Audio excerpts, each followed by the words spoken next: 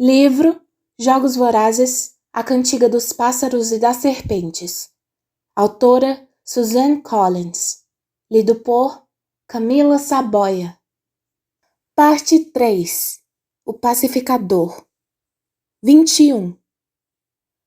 Coriolanus encostou a têmpora na janela de vidro, tentando absorver um pouco da frieza que talvez ainda houvesse nela. O vagão abafado do trem tinha se esvaziado quando 6 dos seus colegas recrutas saíram no Distrito 9. Sozinho, enfim.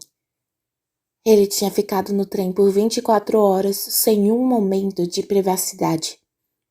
O movimento para frente era muitas vezes interrompido por esperas longas e sem explicação. Com a viagem agitada e a falação dos outros recrutas, ele não dormiu nada. Só fingiu dormir para dissuadir qualquer um de conversar com ele. Talvez ele pudesse tirar um cochilo agora, para acordar daquele pesadelo que parecia, por sua insistência, ser sua vida real. Ele coçou a bochecha ralada com um punho duro e áspero da nova camisa de pacificador, o que só reforçou seu desespero. Que lugar feio, pensou quando o trem seguiu pelo Distrito 9. Os prédios de concreto, a tinta descascando e a miséria, assando no implacável sol da tarde. E como era provável que o Distrito 12 fosse ainda mais feio, com a camada adicional de pó de carvão. Ele nunca tinha visto como era, só a cobertura granulada da praça no dia da colheita. Não parecia adequado para ser habitado por humanos. Quando ele pediu para ser designado para lá, as sobrancelhas do oficial se ergueram de surpresa. Não ouço isso com frequência, disse ele, mas carimbou o pedido sem mais discussões. Aparentemente, nem todo mundo estava acompanhando os Jogos Vorazes, pois ele não parecia saber quem Coriolanus era e nem mencionou Lucy Gray. Melhor ainda. No momento, o anonimato era uma condição muito desejada. Boa parte da vergonha da situação dele vinha do sobrenome que ele carregava. Ele ferveu ao lembrar seu encontro com o Reitor Highbottom. Está ouvindo, Coriolanus? É o som da neve caindo. Como ele odiava o Reitor Highbottom. A cara inchada acima das provas. A ponta da caneta cutucando os itens na mesa do laboratório. Esse guardanapo, com seu DNA confirmado, usado para levar ilegalmente comida do refeitório para a arena. Nós o pegamos como evidência na cena do crime depois das bombas. Fizemos uma verificação de rotina e encontramos você. Vocês estavam matando ela de fome, disse Coriolanus na época, a voz falhando.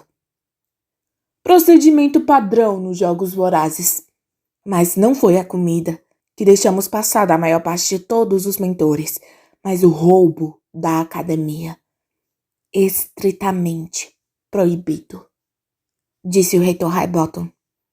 Eu fui a favor de expô-lo naquela época, de conceder outro demérito e desqualificá-lo dos jogos, mas a doutora Gall achou que você era mais útil como mártir pela causa da capital ferida. Então, usamos sua gravação cantando o hino, enquanto você se recuperava no hospital. E por que trazer à tona agora? Perguntou Coriolanus. Só para estabelecer um padrão de comportamento. A caneta bateu na rosa prateada em seguida. Esses tojos de pó compacto. Quantas vezes vi sua mãe o tirar da bolsa para olhar o rosto.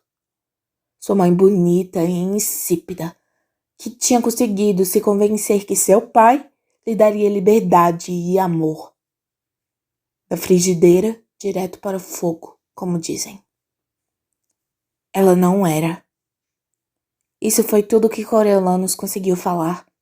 Ele quis dizer insípida. Só a juventude a desculpava, e ela realmente parecia destinada a ser criança para sempre. O oposto de sua garota, Lucy Gray. 16 anos que parecem quase 35, e 35 vividos com dureza. Observou o Reitor Highbottom. Ela te deu o estojo? O coração de Coriolanus despencou com o pensamento. Ah, não há culpa. Os pacificadores tiveram que prendê-la no chão para pegar essa coisa. Naturalmente, fazemos uma revista detalhada dos vitoriosos quando eles saem da arena. O reitor inclinou a cabeça e sorriu. Foi tão inteligente o jeito como ela envenenou o Wolf e o Reaper. Não foi jogo limpo, mas o que fazer? Mandá-la de volta para o Distrito 12 já me parece uma grande punição. Ela disse que o veneno de rato foi ideia dela, que o estojo de pó foi só uma lembrança. É verdade, disse Coriolanus. Foi mesmo. Uma lembrança do meu afeto. Não sei nada sobre veneno. Digamos que eu acreditasse em você. E não acredito. Mas digamos que eu acreditasse. Como interpretaria isso, então? O reitor Highbottom ergueu o lenço com a ponta da caneta. Um dos assistentes do laboratório encontrou isso no tanque das serpentes ontem de manhã. Todos ficaram perplexos e verificaram os bolsos para ver se tinham perdido os lenços, porque quem mais tinha chegado perto dos bestantes? Um jovem até assumiu a culpa. Disse que sua alergia andava atacada e que ele tinha perdido o lenço alguns dias antes. Mas quando ele estava pedindo demissão, repararam nas iniciais. Não suas, do seu pai, delicadamente bordadas no canto. CXS, bordado com o mesmo fio branco da borda. Parte do padrão da borda, tão despretensioso que era preciso procurar com cuidado, mas irrefutavelmente estava lá. Coriolanus nunca tinha se dado ao trabalho de examinar o lenço do dia. Só enfiava um no bolso ao sair. Haveria uma pequena chance de negar a acusação, se o nome do meio não fosse tão distinto. Xanthos. O único nome que Coriolanus conhecia que começava com X, e a única pessoa que eu tinha era seu pai. Crassus Xanthos Snow. Não havia necessidade de perguntar sobre o exame de DNA que o reitor Highbottom devia ter feito e encontrado a assinatura genética dele e de Lucy Gray. E por que você não tornou isso público? Ah, acredite, eu fiquei tentado. Mas a academia, quando expulsa um aluno, tem a tradição de oferecer uma alternativa de sobrevivência, explicou o reitor. Como alternativa à desgraça pública, você pode entrar para os pacificadores até o fim do dia. Mas por que eu faria isso? Por que eu diria que faria isso? Quando acabei de vencer o prêmio Plant para estudar na universidade, gaguejou ele. Quem sabe? Porque você é muito patriota? Porque acredita que aprender a defender seu país é uma educação melhor do que o conhecimento de livros? O reitor Highbottom começou a rir. Porque os jogos vorazes te mudaram, e você vai aonde puder servir melhor a Panem? Você é um jovem inteligente, Coriolanus. Sei que vai pensar em alguma coisa. Mas eu... Sua cabeça estava girando com posca e adrenalina. Por quê? Por que você me odeia tanto? Disse ele de repente. Achei que você fosse amigo do meu pai. Isso deixou o reitor sério. Eu também achava. Uma época. Mas acontece que eu era só uma pessoa de quem ele gostava porque podia usar. Mesmo agora. Mas ele está morto. Está morto há anos. Exclamou Coriolanus. Ele merece estar, mas parece muito vivo em você. O reitor fez um gesto para ele sair. Melhor ir logo. O atendimento fecha em 20 minutos. Se você correr, vai conseguir chegar. E assim, ele saiu correndo, sem saber o que fazer. Depois que se alistou, ele foi direto para a cidadela, torcendo para implorar pela misericórdia da doutora Gall. Sua entrada foi negada, mesmo quando ele alegou que os pontos tinham infeccionado. Os pacificadores ligaram para o laboratório e receberam a informação que deviam redirecioná-lo para o hospital. Um dos guardas teve pena dele e concordou em tentar entregar a redação final para a doutora Gore, mas sem promessas. Na margem, ele começou a rabiscar uma mensagem, implorando para que ela intercedesse, mas sentiu que não adiantaria de nada. Ele só escreveu obrigado. Ele não sabia por que estava agradecendo, mas se recusou a deixar que ela se alimentasse do seu desespero.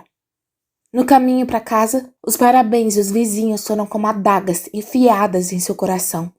Mas o verdadeiro sofrimento começou quando ele entrou no apartamento e ouviu sons de cornetas e gritos. Tigres e sua avó tinham pegado os itens de festa que elas usavam para comemorar o ano novo e compraram um bolo de padaria para a ocasião.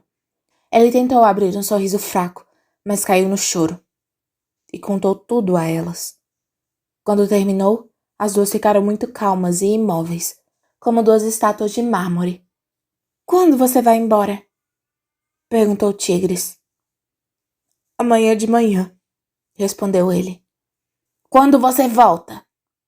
Perguntou sua avó. Ele não aguentou dizer 20 anos. Ela não duraria tanto tempo. Se ele a visse de novo, seria no mausoléu. Não sei. Ela assentiu para indicar que entendia e se impertigou na cadeira. Lembre-se, Coriolanus, que onde quer que você vá, você sempre será um Snow. Ninguém pode tirar isso de você. Ele se perguntou se esse não era o problema. A impossibilidade de ser um Snow naquele mundo pós-guerra. O que isso levou a fazer? Mas ele só respondeu: um dia vou tentar ser digno do sobrenome. Tigre se levantou. Venha, Cório. Vou te ajudar a arrumar as coisas. Ele a seguiu até o quarto. Ela não tinha chorado. Coriolano sabia que ela tentaria segurar as lágrimas até ele sair. Não tenho muito para levar. Eles mandaram usar roupas velhas que vão ser jogadas fora. Eles fornecem uniformes, itens de higiene, tudo. Só posso levar itens pessoais que caibam aqui. Coriolanus pegou uma caixa de 20 por 30 centímetros e uns 8 de profundidade dentro da mochila. Os primos olharam para a caixa por um longo momento. O que você vai levar? Perguntou Tigres. Tem que ser coisa importante. Fotografias da mãe dele o segurando quando bebê, do pai de uniforme, de Tigres e a avó, de alguns dos amigos, uma bússola velha com um corpo de metal que tinha sido do seu pai, o disco de pó com aroma de rosas que antes ficava no estojo de prata da mãe, embrulhado com cuidado no lenço de cabelo laranja. 3 lenços. Papel de carta com a insígnia da família Snow, sua identidade da academia, um canhoto de ingresso de um circo de sua infância, com uma imagem da arena. Um pedaço de mármore dos destroços de uma bomba. Ele se sentiu como a senhora Plint, com um punhado de lembranças do Distrito 2 na cozinha. Nenhum dos dois dormiu. Eles foram para o telhado e olharam a capital até o sol começar a nascer. Você foi vítima de uma armação para fracassar, disse Tigres. Os jogos vorazes são uma punição perversa e cruel. Como poderiam esperar que uma pessoa boa como você concordasse? Você não pode dizer isso para ninguém além de mim. Não é seguro, avisou Coriolanus. Eu sei, e isso também é errado. Coriolanus tomou banho e vestiu uma calça esfiapada do uniforme, uma camiseta poída e um chinelo remendado e tomou uma xícara de chá na cozinha.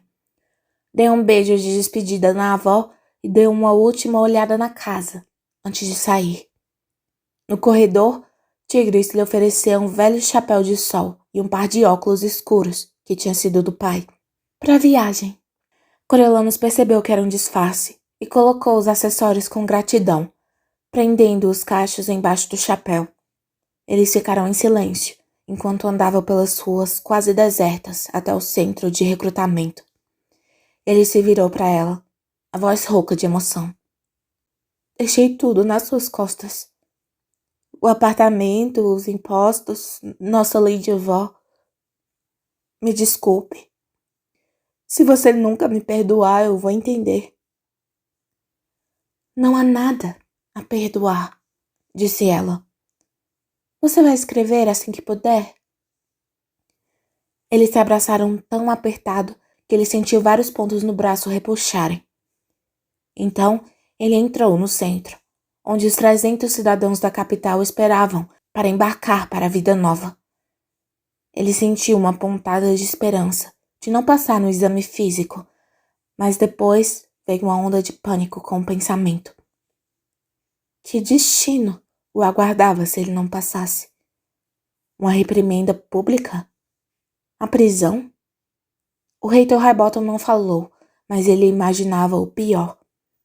Ele passou com facilidade e até tiraram os pontos sem comentários. O corte militar que o separou dos cachos que ele sempre usara o deixou se sentindo nu, mas com aparência tão diferente que os poucos olhares curiosos que ele vinha recebendo pararam. Ele vestiu um uniforme novo em folha e recebeu uma bolsa cheia de roupas adicionais, um kit de higiene, uma garrafa de água e um pacote de sanduíches com pasta de carne para viagens de trem. Ele assinou então uma pilha de formulários, sendo que um os orientava a enviar metade do seu pequeno pagamento para Tigres e sua avó. Isso lhe deu um pouco de consolo. Tosado, vestido e vacinado, Coriolanus entrou em um ônibus de recrutas, indo para a estação de trem. Era uma mistura de garotos e garotas da capital, a maioria recém-formada do ensino médio, com formatura em data anterior à da academia. Ele foi para um canto da estação e viu notícias da capital, temendo a reportagem sobre sua situação, mas só viu as notícias comuns de um sábado. O tempo, desvios no tráfego para obras, uma receita de salada de verão. Era como se os jogos vorazes nem tivessem acontecido. Estou sendo apagado, pensou ele. E para me apagar, eles precisam apagar os jogos. Quem sabia da sua desgraça? O corpo docente? Os amigos? Ninguém tinha feito contato com ele. Talvez a notícia não tivesse se espalhado, mas aconteceria. As pessoas iriam especular. Os boatos voariam. Uma versão da verdade, retorcida e cruel, prevaleceria. Ah, como Lívia Cardew se gabaria. Clemência ganharia o prêmio Plint na formatura. No mês das férias de verão, as pessoas se perguntariam sobre ele. Algumas talvez até sentissem sua falta. Festas. Lisistrata, talvez. Em setembro, seus colegas começariam a frequentar a universidade. E ele seria lentamente esquecido. Apagar os jogos seria apagar Lucy Gray também. Onde ela estava? Tinha mesmo sido enviada para casa? Estava naquele momento voltando para o Distrito 12, trancada no vagão fedorento de gado que a tinha levado até a capital? Foi o que o reitor Highbottom indicou que aconteceria, mas a decisão final seria da doutora Gall, e ela talvez não perdoasse a trapaça deles. Por instrução dela, Lucy Gray poderia ser presa, morta, ou até transformada em Avox. Pior ainda, poderia ser sentenciada a uma vida de experimentações no laboratório dos horrores da doutora Gall. Lembrando que estava no trem, Coriolanus fechou os olhos, com medo de as lágrimas surgirem. Não seria bom ser visto chorando como um bebê chorão, e ele controlou as emoções com dificuldade. Ele se acalmou com a ideia de que devolver Lucy Gray ao Distrito 12 pudesse ser a melhor estratégia para a capital. Talvez, com o passar do tempo, a doutora Gall mandasse buscá-la, principalmente com ele fora da jogada. Talvez ela mandasse que Lucy Gray voltasse e cantasse na abertura dos jogos. Os crimes dela, se é que houve algum, eram menores em comparação aos dele. E a plateia a amara, não foi? Talvez os encantos a salvassem novamente. De vez em quando, o trem parava e vomitava mais recrutas, ou para seu distrito designado, ou para serem transferidos para transportes indo para o norte ou para o sul, ou seja lá para onde tinham sido designados. Às vezes, ele olhava pelas janelas para as cidades mortas, pelas quais eles passavam, agora abandonadas em intempéries, e se perguntava como o mundo era quando todos estavam em período de glória. Quando aquilo era a América do Norte, não Panem. Devia ser ótimo. Uma terra cheia de capitais. Que desperdício. Por volta da meia-noite, a porta do compartimento se abriu e 2 garotas a caminho do Distrito 8 entraram com meio galão de posca que tinham conseguido contrabandear para o trem.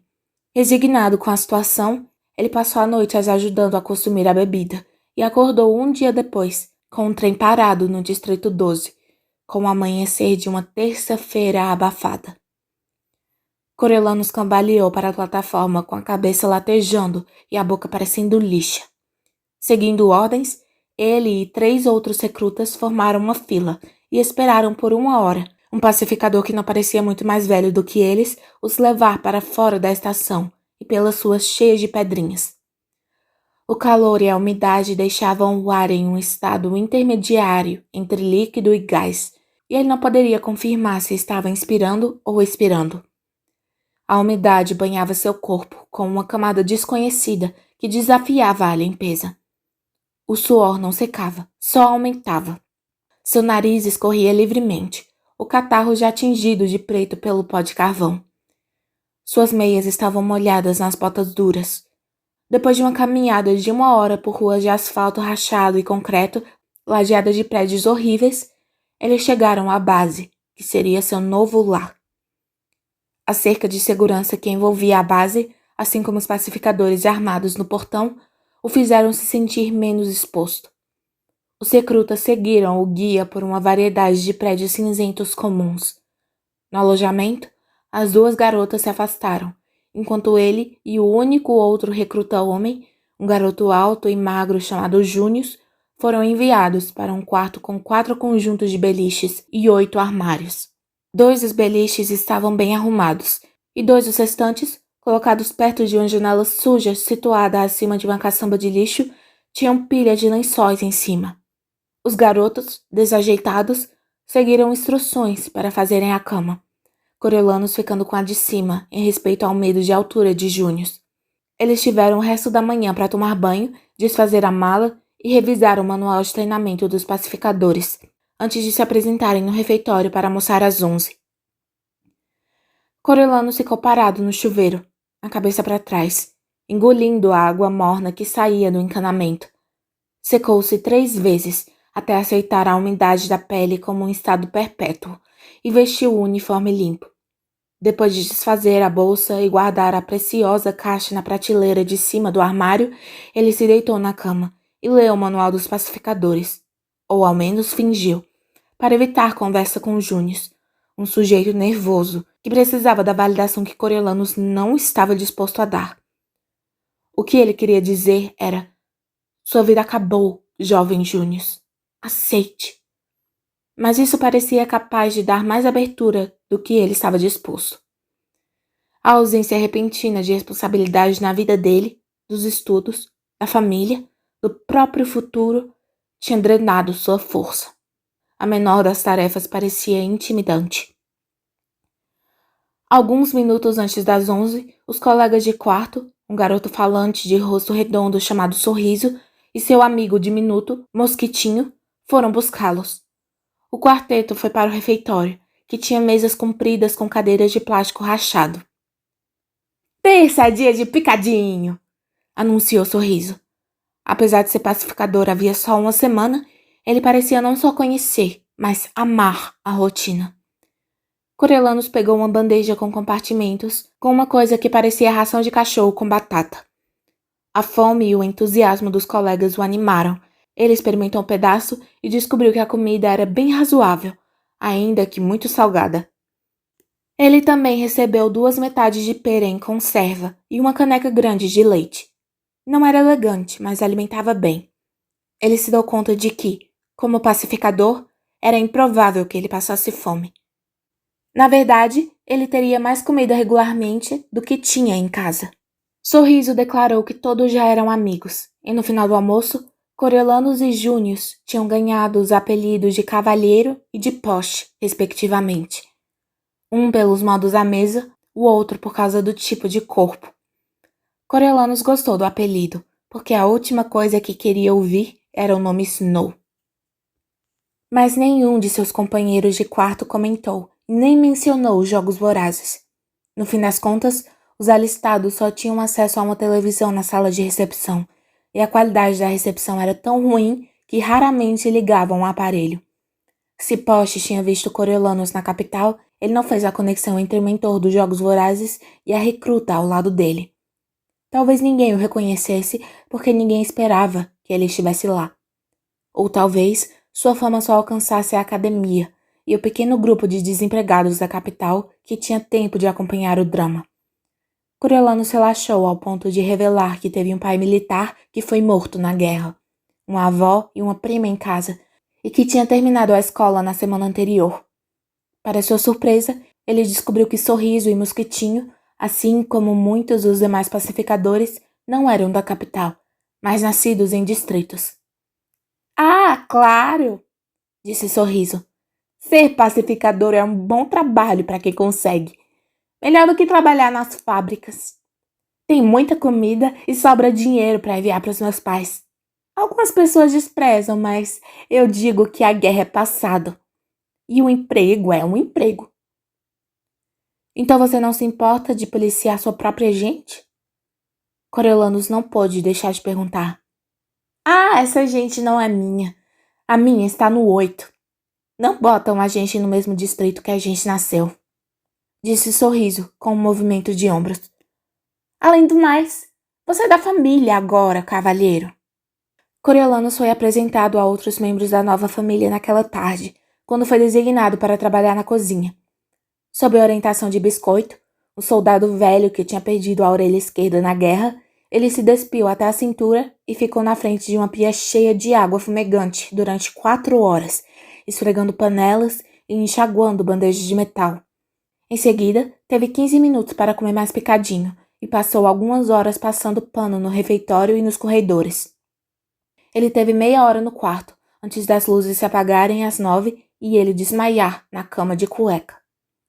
Às 5 da manhã seguinte, ele estava vestido e no caminho para começar o verdadeiro treinamento. A primeira fase tinha a intenção de deixar as novas tropas em um nível aceitável de condicionamento físico.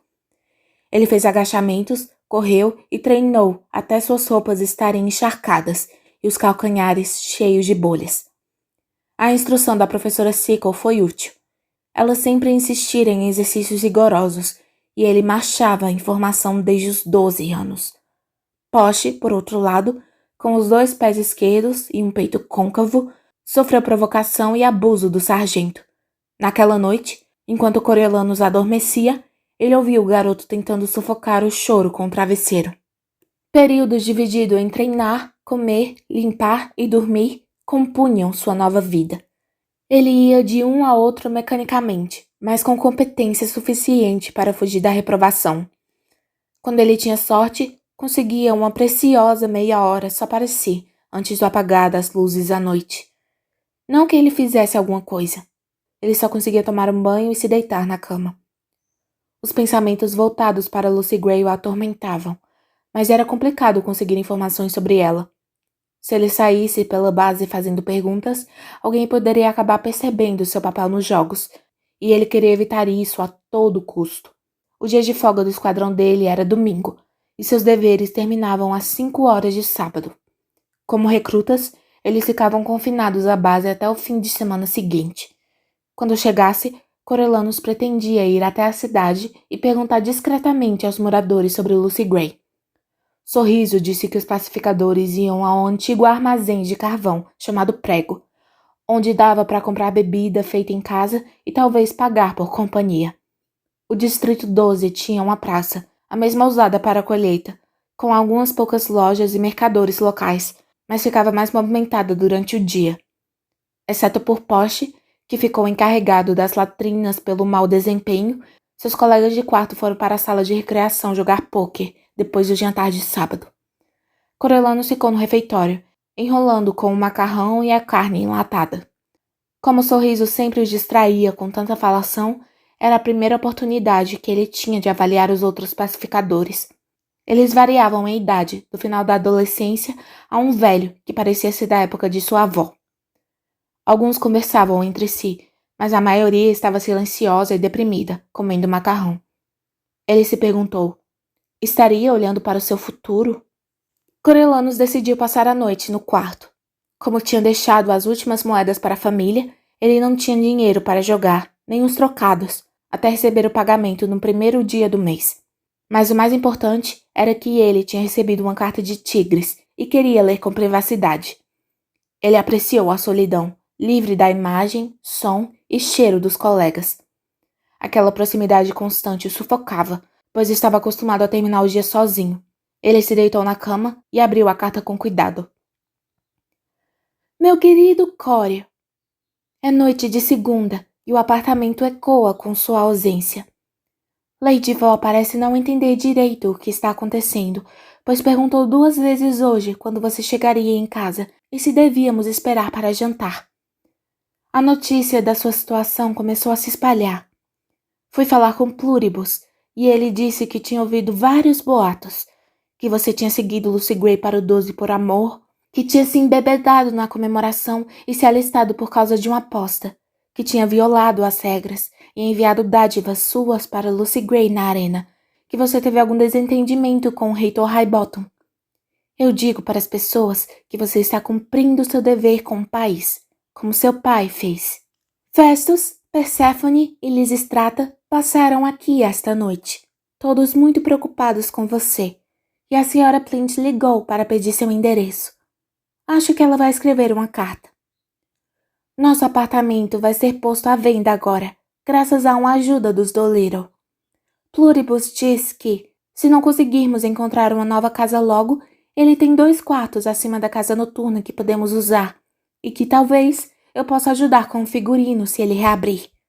Ele também arrumou compradores para vários móveis nossos.